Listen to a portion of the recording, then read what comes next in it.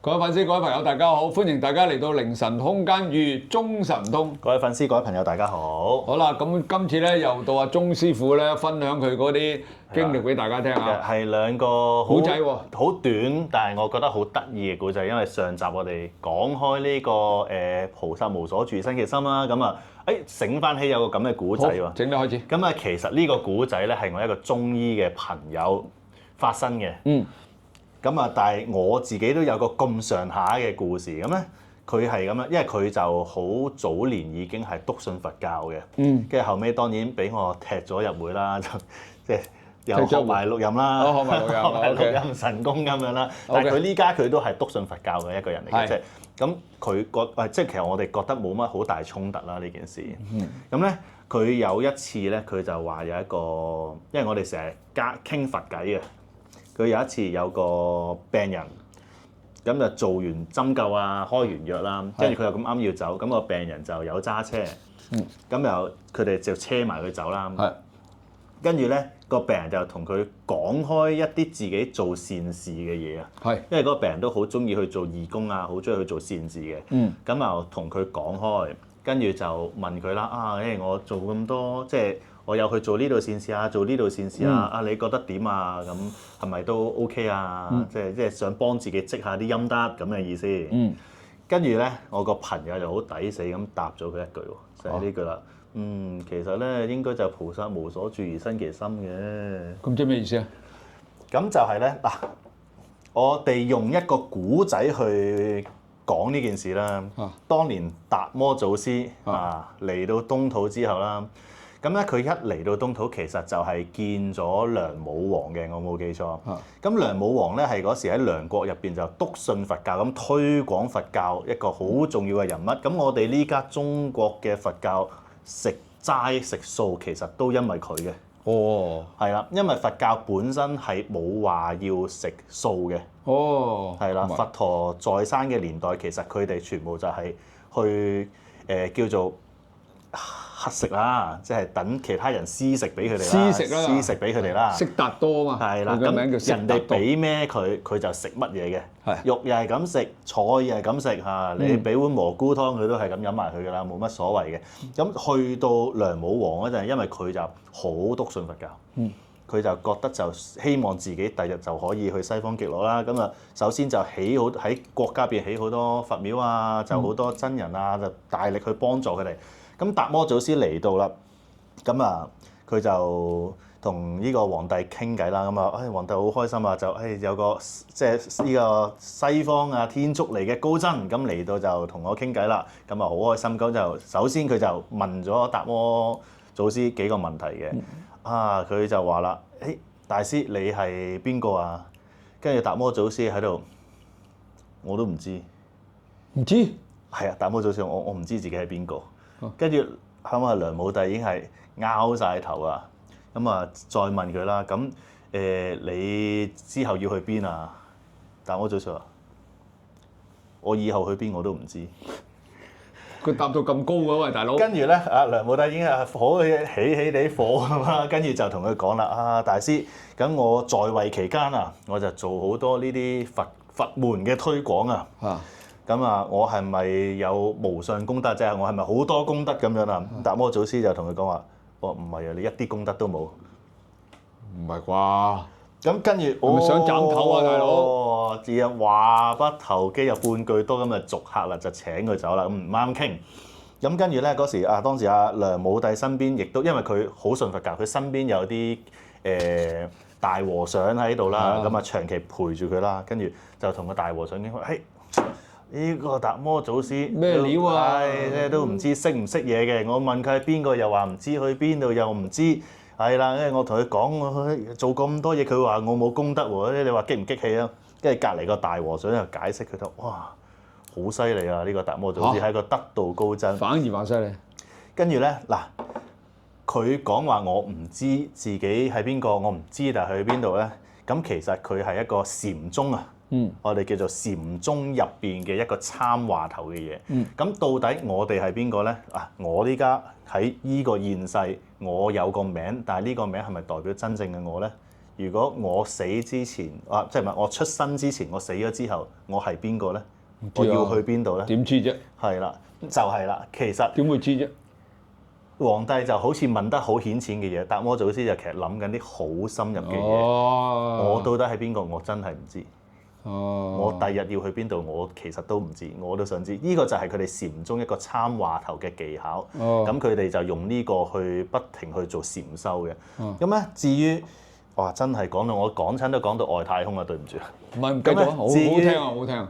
至於佢話啦，我做咁多好事，點解冇功德啊？係啊。咁原來阿大和尚就解釋俾皇帝聽啦。佢話因為其實你做好事，你係為咗有功德，你係為咗有啲目的去做呢件好事。係。其實咧，你做呢件好事，你為咗某啲目的，其實你已經係滿足咗你呢個心願啦。係。OK， 因為可能嗱，我哋講得簡單啲，我做好事，我為咗去俾人知道，我為咗自己滿足自己個榮譽心嚇，滿足自己一個滿足感。咁你做嘅時候，其實你已經滿足咗啦。咁你點會再有功德咧？因為你已經係我做呢件事已經達到咗你嘅目的啦嘛。因為你做事係有目的而去做。係啦，係嘛？咁我個中醫朋友就好鬼衰嘅，就個客就同佢講我都成日去做義工㗎，你覺得 O 唔 OK 啊？佢就真係答人哋菩薩應無所住而生其心。咁其實佢係講緊呢個故事。咁人哋普通人唔明㗎。係啦，所以個病人之後就冇再去揾佢啦。唔係喎，如果咁樣佢個病人個領悟力都好高喎。嗱，你唔講呢個故事，我都領悟唔到喎。個病人都係佛教徒嚟嘅，都有修佛。佢可能佢都聽過呢個故事嘅。係啦。咁唔係啊，我覺得又好啱喎。你好似有啲人譬如嗱，打個比喻，我曾經都同人哋講過，我話你做善事又好，乜都好。其實我哋香港好多慈善機構又或者好多咩機構都啊，咁你捐咗10蚊，實質你嗰10蚊係咪真係做咗善事咧？可能得2蚊嘅啫喎，因為行政費啦，嗰啲紙張費啦，全部要扣翻晒㗎嘛。你幫你做善事嗰啲人要出糧啊嘛。咁佢嗰啲扣埋，你捐10蚊可能得翻2蚊。咁我嗰陣時有個問題咁樣嘅，喂，咁我做咩要喺呢個機構做善事啊？冇錯。我做咗俾佢，我都得翻2蚊，咁我唔做咯。咁有人答我就係，其實佢話咧，你做善事，你第一你唔係求你得翻啲乜嘢，呢個係第一點。第二點就係你做善事個初心係乜嘢？係啦，你唔好理佢收得多收得少，又或者有人從中將你啲錢抽走都好，你唔做就冇做。冇錯，你有做就係有做。係。咁問題係你又要話，哎呀做咗之後又有翻證書啊，又要頒翻俾你啊，各樣嘢。咁佢話你咁做，不如唔好做。係啦，即係嗰啲高人答我，唔好講邊個啦。咁我喺嗰陣時好耐啦，都10幾20年啫，我已經即刻領略到，原來善事就唔係我哋一般人諗嗰樣嘢嚟嘅，即係叫做做咗之後就不忘報，好似有啲某大明星咁。其實周星馳，我啱啱睇到周星馳嗰度，你哋知唔知點解周星馳嗰啲頭髮會變咗白髮啊？你知唔知啊？你知唔知啊？同莫文蔚錯，全部都錯。有陣間又話因為入咗少林寺啊嘛。係啦，又話乜又話乜錯。所有都錯，我都開頭覺得周星馳呢個人品有問題啦，你個人際關係有問題，其實個乜嘢問題都冇。佢個頭髮點解咁短時間裏邊突然間會變白？原來佢私底下將自己嘅骨髓捐咗俾一個，我唔記得係好似係國內嘅一個小朋友。哇！犀唔犀利啊？你夠唔夠膽捐啲骨髓俾你啲親戚啊？我覺得你冇人夠膽。好犀利！嗰個人佢唔識㗎，係一個小朋友，佢唔知點樣媒體透過佢知道有咁嘅人，而嗰個人咁啱，唔知點樣啦，即係佢自己去聯絡到呢啲人嘅時候，就有冇需要？點知一 check 啊，得喎，可以喎，佢竟然將自己嘅骨髓捐俾人。大家記住啊，捐骨髓唔係捐血啊，係你要復原翻係好困難嘅。咁佢竟然為咗呢一個小朋友，佢連個小朋友即係網上連個小朋友張相都影埋出嚟。因為佢點解咧？佢點解會發現咧？因為喺某一個場合，公眾場合裏邊，周生啊、周星馳咧就出席某一個場合，點知咧嗰個主辦單位咧就請咗呢個小朋友走出嚟。咁佢就冇辦法啦，都要講係啊，你點啊咁，就將件事揭發咗出嚟。嗱，呢啲人嗱，我唔知佢平時拍戲點啊。當然好多人話佢咩，你可唔可以將你嘅骨髓捐出嚟啊？真係犀利，真係犀唔犀利啊？犀利！即係你唔好理佢，可能好多我都唔明白佢，我都係電視見佢啫。但係就憑着呢件事，我信嘅。即係我係信佢呢樣嘢嘅。咁其實相對嚟講，好多明星咧都係私底下做好多古天樂啦，冇出聲冇俾人知嘅，係好好嘅。嗱，古天樂我哋又會講啦，古天樂佢點解揭發到出嚟咧？有一日就又係出席呢啲場合，嗰個主辦商咧就原來叫咗佢幫咗啲小朋友啊，因為佢有個小朋友唔知點樣好細個佢就開始幫佢，而家已經大個仔啦，大個咗啦，佢好窮啊，咁佢就幫助佢一路長大成人，不停咁捐錢。咁嗰個主辦商咧就好鬼衰嘅，就唔俾佢知，就揾咗呢個好遠嘅地方啦，就特登嚟到呢個地方。點知咧，突然間佢就話俾阿古天樂聽，喂，有個人想見你啊咁。原來就係佢由細俾錢養大嗰個小朋友。哇！阿古天樂尷尬到死，但係嗰個畫面咧就好多人現場咧就喊到不得了。喂！呢啲人真係太偉大啦，所以點解好偉大？點解人哋咁成功嘅背後，除咗佢本身就係一個成功嘅人士之外，其實係上天一路俾咗好多能量佢嘅。係冇錯。佢唔係因為要得到呢啲嘢而去做呢啲嘢，佢係做咗呢啲嘢而上天睇到嘅時候去做翻啲嘢。其實我覺得係相應。係冇錯。係嘛？我哋魅力啦，但係你可能你未必知道，我喺早歌 Max 講呢啲已經講過。我話希望咧，我有朝一日能夠有100萬粉絲嘅時候咧，我就發起一啲慈善活動。其實未必一定要100萬，100萬只不過係一個數嚟啫。咁我就有能力發起嘅時候。係啦，有能力。而家我哋冇能力發起，而家真係，而家實在太少得滯。咁當然啦，300幾蚊肯定會有人捐嘅。但係對於呢個社會嚟講，不過我自己已經本身其實每個月裏邊都做好多嘢，不過費事講啦，呢啲唔好講俾人哋。咁只不過就係呢個都係我發一個心願啊！一個心願啦，好似我去西藏做義診都係一個心願。係啊，咁有機會就做咯，係啊。咁我哋呼籲大家各位粉絲啦，睇我哋凌晨空間，除咗覺得好之外咧，有機會咧，大家都不停做下善事啦。即係唔好覺得做善事就一定會有好嘅回報，唔好諗呢樣嘢先。係冇錯。但係你唔做嘅話咧，即係亦都冇問題嘅。不過你做嘅時候咧，始終各方面嘅嘢你收翻嘅咧。即係市儈啲講咧，都係自己嘅啫。係，又唔好有一個固定嘅諗法。我做善事係想點樣就你做就做。係啦，唔好諗啦。等間有啲人就話：哎呀，我捐10蚊得翻2蚊啊，咪是但啦。你起碼都有2蚊啦，你唔捐就連2蚊都冇。咁啊，其實咧，雖然我呢單又好細單啊，你講咗啲實在太勁爆嘅嘢出嚟啦，咁我都照講下啦。因為其實我Facebook 我都有寫嘅，我有個自己個專頁咁啊，寫咗呢個古仔嘅，咁啊講開就記得。咁咧因為我個壇有好多善信會擺低善款噶嘛，我知啦。咁啊儲到咁上下，我覺得哇好大沓，我就拉去捐咗佢噶嘛。咁咧曾經有個徒弟啦，就同我講：師傅你都反正都要捐錢㗎啦，不如我哋去派飯啦咁樣。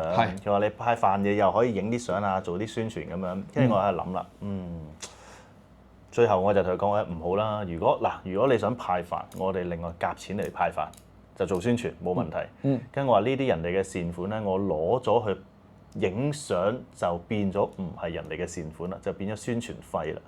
又啱喎，哇好嘢喎！你又諗得到喎，我諗唔到喎。係啦，咁啊，所以就冇做咁嘅事啦。所以最尾有冇派飯就梗係冇派飯啦。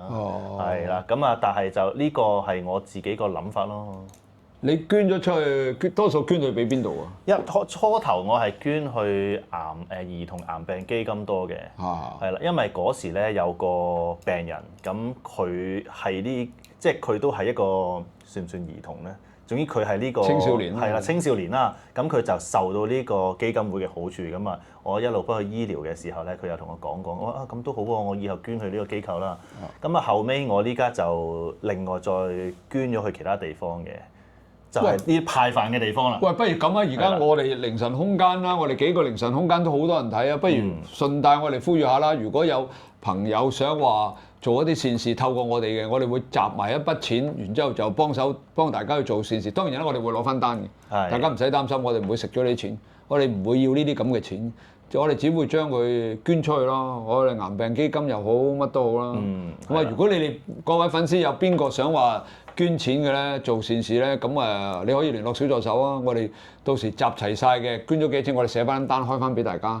其實我唔知咁樣會唔會有一個法律責任喎？冇法律責任㗎，做善事啫嘛，有乜法律責任？冇法律責任，冇問題。OK，冇問題。我哋唔係做一啲咩嘢，甚至乎我哋可以俾個嗰個基金你自己捐過去都得㗎，係係嘛？你可以唔使俾我係哋，自己捐過去或者因為我之前咧聯絡咗一個慈善機構嘅，咁佢係政府認可嘅慈善機構嚟嘅，係啦，咁嗰個主席咧亦都 OK 嘅，同我傾咗，咁我可以直接將佢嗰個機構個名俾你哋，你哋再傳咗去咪得咯？係啊，其實可以啊。唔好俾我哋啦，我哋唔好要啦，費事等你誤會咗。咁你想做善事嘅，話俾我哋聽，我俾個機構名，你直接有咪得咯？係啦，簡簡單單，我哋咁你都講得啱，我哋唔好啦。唔係因為始終有費事透過我哋啊，諗好多嘢啊，唔好透過我哋。係啦。但係我俾個慈善機構個名你甚至乎你自己中意做嘅，邊個機構都得。你想託我哋呢邊嘅，我就俾個慈善機構你咁就仲好。揾錢又難啫，捐錢好容易嘅。唔係嘅，好多人有時佢都覺得捐錢嘅時候佢冇渠道啊，或者點樣啊，係嘛？唔緊要啊。你留小助手咯，我俾個慈善機構個名你。不過或者咁樣嗱，你而家講開呢件事，其實我哋可以搞個活動嘅。咩活動？啲粉絲嗱，唔好透過我哋啦，你自己去嗰個去捐咗錢，俾翻張單小助手，咁啊留名留資料。跟住咧，我哋集齊之後，我就幫大家做一個祈福法會。喂，好嘢好嘢！啊，咁我又叫做你唔收錢？站邊支持下啊嘛！但係大家知唔知道佢個祈福法事其實要收錢㗎？同埋不過唔好講幾多錢都收費算啦。係啦，咁啊又開心啦，大家又開心係咪先？啊 OK 嘅，我覺得咁樣係可以行得通嘅。但係啲錢就唔好經我哋，你哋自己捐嚇，啲單又俾我哋睇。但係最少唔好超過唔好少過100蚊啊！你唔好走捐10蚊雞，跟住就想博大霧啊！係咁啊 OK 咯，係啊，咁樣行啦。唔好啦，500蚊啦，唔好捐咁少啦。唔緊要啦，多有多捐，少有少捐。我唔想啲人咧，即係有啲人攞着數咧，我捐咗10蚊雞咁樣。你決定呢個冇問題。你捐咗500蚊，攞翻張單過嚟，喺我哋嗰度留言之後，捐到任何慈善機構都得。呢個都好好，呢個活動咁啊，好有意義。我哋集齊咗之後，就揾個吉日，我哋做一個祈福法事，係啦，免費送俾大家。甚至我哋可以1個月做1次，亦都得㗎。嚇冇乜所謂呢個。我哋試咗先啦。試咗先啦，係啊。咁咧，我哋呢個話題完咗未啊？完咯。係啦，好突然啦。咁因為咧，其實我今日亦都準備咗另一個故事想講嘅。嗰個仲有冇時間啊？係啦，17分鐘啊，我哋可以講埋咯。OK 嘅，OK 嘅。嗱，咁咧，因為其實我哋呢家畫面影唔到咧，我哋頭上呢度其實掛住一幅好大幅嘅心經嘅。係。即係波羅蜜多心經係啦。係啦。波羅蜜。咁咧其實呢幅心經咧，佢好靚嘅嚇，有機會又可以拍俾大家睇下。咁咧，但係因為其實心經咧就有啲唔同嘅版本嘅。我呢個心經咧係多咗幾隻字嘅，同我哋日常接觸嗰個點解咧？冇啊，版本唔同啫嘛。咁啊，曾經咧有一次有一個病人上嚟喎。咁佢又係有中意念經啦，佢又中意念心經嘅。咁啊，佢係坐喺度望住我即係望住呢個心經。跟住望咗好耐啊。跟住佢就開口同我講：醫師啊，你個心經錯咗嘅喎。我點解咧？佢話你睇呢度多咗2隻字咁樣。多咗咩字啊？你呢家問我，我又醒唔起喎。唔好理佢啦，再講先，再講先。咁跟住咧，佢係指俾我睇啦，多咗呢2隻字，因為同我哋平時讀嗰版本係唔同，係多咗2隻字嘅。OK。跟住咧，我就同佢講：你知唔知心經講咩㗎？佢話我知。跟住我話心經咪即係我其實嗰刻好衰，我心經咪同你講，你唔好理佢有冇多咗2隻字咯。係啦。咁自此之後，呢個病人就冇再嚟過啦。喂，你串佢喎！我串咗嗰一刻串咗。其實你做咩串佢咧？咁抱歉。其實咩意思？其實你有意思㗎？又唔係特登串佢嘅。其實你係咪有意思想講？係啦，咁其實我係希望去令到佢明白，就唔好咁執着。做人唔使咁執着嘅。係啦，咁其實心經就係教緊你唔好咁執着，你要放空自己去接受所有嘅嘢啊嘛。係，唔係有時宗教嘅嘢就係咁㗎啦，係嘛？呢啲好難怪佢嘅。如果能夠個個都係啲大師嘅，你鬧佢又唔緊要，你笑佢佢又冇問題，你批評佢佢又覺得 OK，邊個能夠做得到啊？即係講真，唔會咁容易啊！就算你未到嗰個 level 嘅時候，你鬧佢，佢梗係唔高興啦。你柴佢就更加唔高興啦。佢根本正常人，等於我同你都係㗎。喂，俾人鬧咯，我哋已經去到一個某一個地步啦。我哋係俾人鬧慣晒，去咗某一個地步，我哋當然未有大師咁犀利啊。不過我哋都了解到啊呢樣嘢，你咪鬧咯，你有你鬧，我有我做。總之我唔做犯法嘅嘢，係咪？我唔詆毀別人，我唔講人壞話，我亦都唔曾，我哋同阿鐘師傅從來都唔會話人哋有啲咩唔得嘅。咁你話我唔得嘅冇乜所謂啊，啱唔啱啊？係咪咁先？其實我覺得好多即係我哋做法科啦，我真係見其實好多法科師傅係好好嘅。其實好多法科師傅即係嗱，我企出咗嚟就拍 YouTube 啫，因為祖哥你嗌我嚟拍啦，首先我邀請你。係啦，咁啊其實好多好低調嘅師傅係好好，亦都幫到好多人嘅。咁祖哥記得同我講過，佢揾我之前咧就揾過好多法科師傅嘅。揾過幾個。係啦，咁其實就大部分都唔願意去咁高調，即係其實真係好多人係默默耕耘，默默去幫人嘅。係啊，咁咧講開呢樣嘢。就甚至因為我咪訪問咗阿譚師傅，係啦，咁有4集啦，仲有4集我哋收埋慢慢先出啦。